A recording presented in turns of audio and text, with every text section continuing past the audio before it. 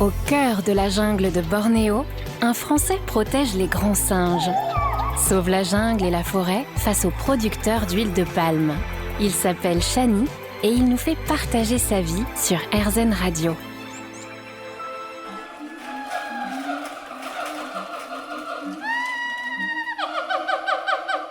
Bonjour, c'est Chani dans la jungle pour RZN Radio. Alors oui, dans la jungle, mais pas dans n'importe quelle jungle. Je ne suis pas à Bornéo, mais je suis sur l'île de Sumatra, à l'ouest de l'Indonésie. Ce que vous entendez derrière moi, ce sont les vocalises d'un singe bien particulier, le siamang.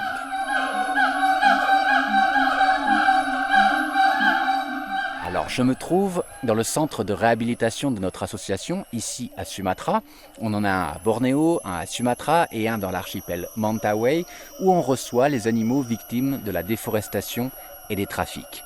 Ici, comme à Bornéo, on va recevoir des gibbons, les singes qui me tiennent particulièrement à cœur, mais aussi on reçoit des siamangs. Alors, qu'est-ce qu'un siamang ? Le siamang, c'est une espèce de gibbon. C'est même le plus gros gibbon qu'on trouve en Asie du Sud-Est. Il peut faire à peu près une quinzaine de kilos, mais il se différencie très bien des autres espèces de gibbons. Alors, dans un premier temps, tous les siamangs sont noirs. On les trouve sur l'île de Sumatra et sur la péninsule malaise. Alors, vous le savez, les gibbons sont des singes principalement arboricoles, donc ils vivent dans la canopée. Le siamang ne fait pas exception à la règle. Mais le siamang se différencie énormément des autres gibbons, premièrement par l'intensité de ses vocalises.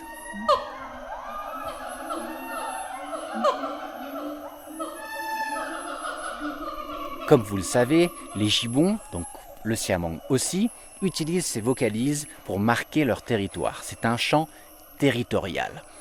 Mais contrairement aux autres espèces de gibbons, le siamang s'est spécialisé dans les vocalises pour toute sa communication.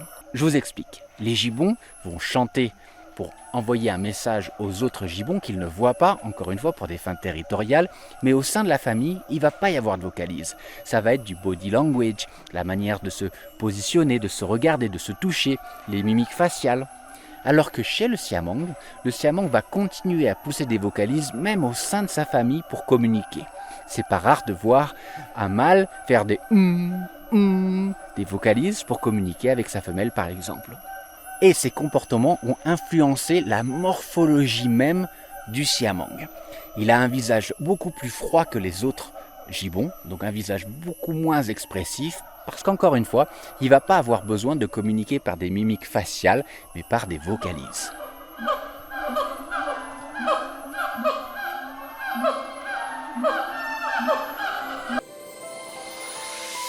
Rendez-vous la semaine prochaine pour un nouvel épisode sur la vie de Chani.